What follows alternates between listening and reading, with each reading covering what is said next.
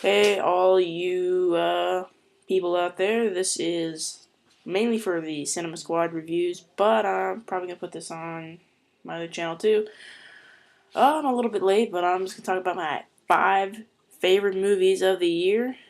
So let's just jump right into it. At number 5 is The Hangover, and this was the funniest movie I've seen all year, and I seriously doubt I'm going to see a movie funnier for a long, long time. Um, and you got Bradley Cooper, Ed Helms, and Zach Galifianakis.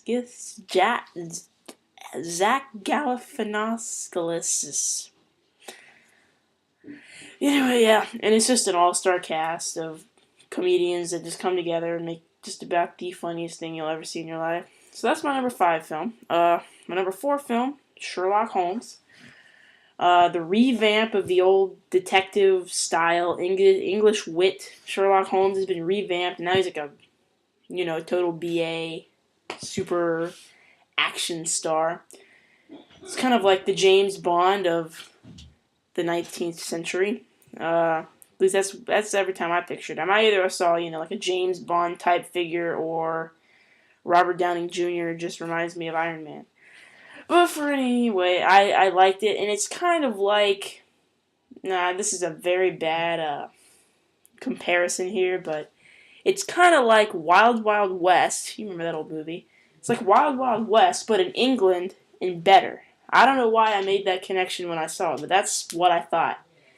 Wild Wild West kind of sucked. This is like that in England, but better. Because it's got kind of that technology aspect and the whole, industrial revolution kind of creaking in there. And that's what made me kind of get the connection with that one. All right, number 3 is Star Trek. I'm sure this is probably going to be a lot of people's top list, top 5, top 10, whatever. And I just like what they did with it. They took the original Star Trek plot, respected it, and revamped it all at the same time. So, now he can do... J.J. Abrams is a flippin' genius. You can see that with Lost. You can see that with a lot of the stuff he's did. He took the plot for Star Trek and just said, okay, let's create a whole separate universe where I can do whatever I want and the fans will still be happy. And that's what he did. And that's why the movie's so great. Chris Pine as Captain Kirk, he looks just like William Shatner, about 30 years younger. So that's pretty cool. And then Zachary Quinto as Spock looks, just like Leonard Nimoy. I sure hope I pronounced his name right.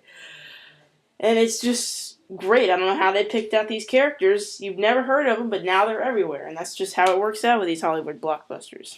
Alright, number 2, District 9. Now, with a movie with a budget of about $30 million, I think, I've seen some of the best effects I've ever seen in a sci-fi movie or a movie in general. For $30 million, I don't know how they did this. And it's completely digital. And you look at a movie like Avatar, and it's the most expensive movie ever made. And I do think the effects in District 9 rival Avatar. Obviously there's more to Avatar than District 9. But still, there's some stuff in District 9 that I'm like, no way they did this for $30 million. I don't know. In fact, I'm even wondering if Neil Blomkamp didn't hold a 3D artist hostage and just basically said, render this. Is this done yet? Is this done yet? Just had a gun to his head the whole time. Because I don't know how he did that for $30 million, but it's pretty awesome. And there's a lot of unknown actors in that movie, too.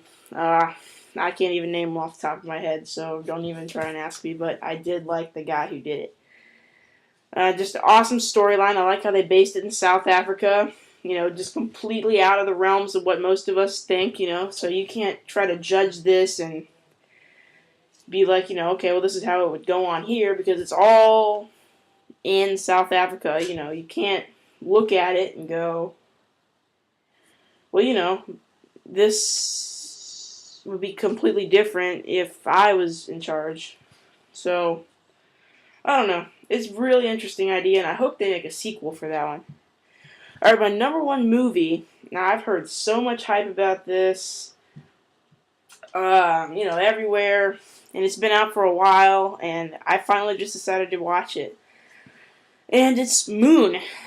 It's my number one movie. After seeing it, I was considering putting it somewhere on the list. I didn't think one. I was thinking maybe like 4 or 5 until I watched it. When I watched it, it changed the whole perspective of everything. That movie was just amazing. And when the end, when the plot settles down and it hits you, it's just like, oh, I understand this, and it just clicks together, and it all makes sense. And Sam Rockwell's character, Sam Bell. I don't really understand why they give him the same exact name, but Sam. Okay. And then the clone, played by Robin Chalk, who basically looks like Sam Rockwell, except a little younger. It just made all, and even though they're supposed to be playing the same character, they have completely different personalities and what they're trying to do. And I just thought, Duncan Jones, who directed the movie, really knew what he was doing when he pieced this together.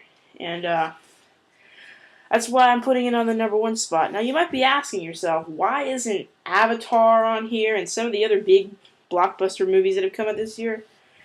Well, first of all, sci-fi movies take up 3 out of the 5 spots on this list. So I was thinking, I don't want this whole list to be dominated by a bunch of sci-fi movies. 2009 was the year of the sci-fi movie. But, so I thought, okay, to limit this list down, I'm going to only pick 3 sci-fi movies. I picked the 3 sci-fi movies that entertained me the most. Avatar wasn't on that list, and it was a good movie. I stepped out of the movie and I went, this is a very good movie, but if I had to make a choice again, I'd rather see Star Trek, or I'd rather see District 9 again, or even Moon now. But, yeah, still a very good movie. It's probably should deserve a spot on the list, but I didn't want to just overpopulate this list with,